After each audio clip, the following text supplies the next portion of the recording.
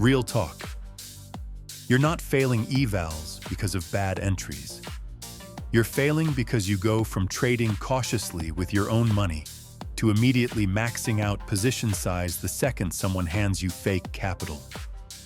That's not strategy. That's a casino mentality with a trading account. The prop firms aren't your enemy.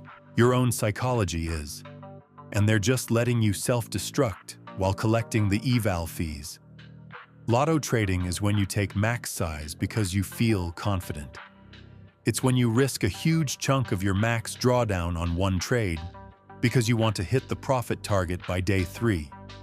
It's when you revenge trade after one loss because you go on tilt. It's when you skip your stop loss because it'll come back. That's not trading. That's gambling with extra steps. And here's why it's so common with prop firms. The money doesn't feel real. It's an eval account. It's not your actual cash. So psychologically, traders take risks they'd never take with their own money. You wouldn't risk $500 on one trade in your personal account.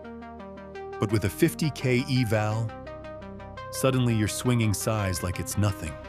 That disconnect is what gets you wrecked. Here's the data.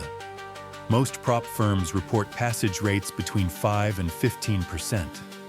That means 85 to 95% of people who pay for evals fail. And it's not because 85% of traders can't read a chart. It's because they can't manage themselves when given leverage they're not prepared for.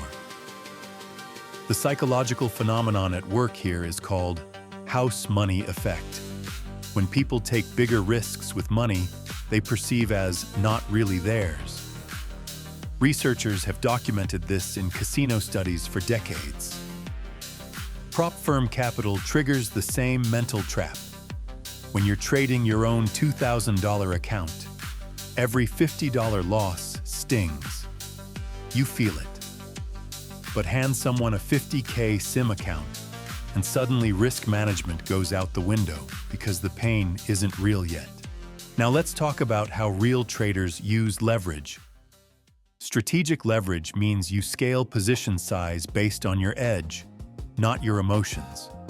If your strategy has a proven win rate and you're in a high probability setup, you might size up within your risk parameters. But here's the key. You're working backward from your max drawdown, not forward from the account size. Here's the math. Say you're trading a 50K account with a $2,000 max drawdown. That $2,000 is your actual risk capital, not 50K. Smart traders never risk more than 10% of max drawdown per trade. That's $200 per trade max, giving you room for 10 losses before hitting the limit. Risk $400 per trade? You only get 5 shots. The math is simple, but most traders never do it. Stay with me to the end, and I'll point you to platforms that actually track this stuff. Your position sizing, your emotional patterns, the trades you're forcing. Most traders don't even know these tools exist. Strategic traders also track their win rate in real time. If your back-tested win rate is 55%, but you're currently 2 for 7 in the eval, you recognize you might be off your game. You scale down size. You get more selective. You protect capital until you're back in rhythm. Compare that to lotto traders who see they're down and think, I need a big winner to get back to even. So they size up when they should be sizing down. That's emotional trading.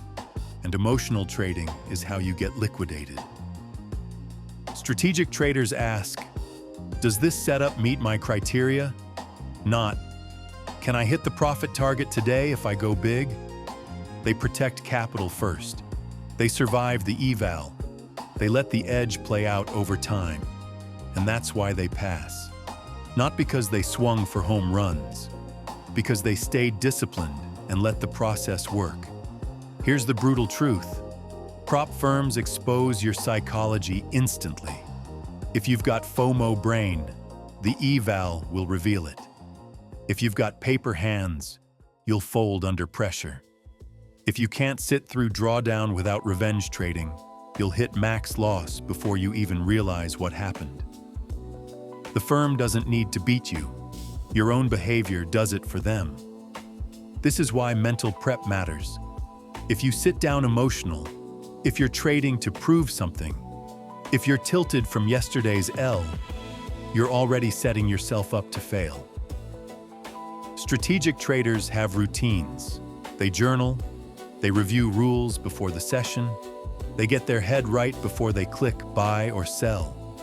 Because once you're in the trade, your discipline is the only thing between you and getting clapped. Let's talk about loss aversion, a concept from behavioral economics. Studies show people feel losses about 2.5 times more intensely than equivalent gains. So a $200 loss psychologically hurts. More than a $200 win feels good. In prop evals, this means after taking 1 or 2 losses, traders are in psychological pain. Their brain is screaming, "Make it back."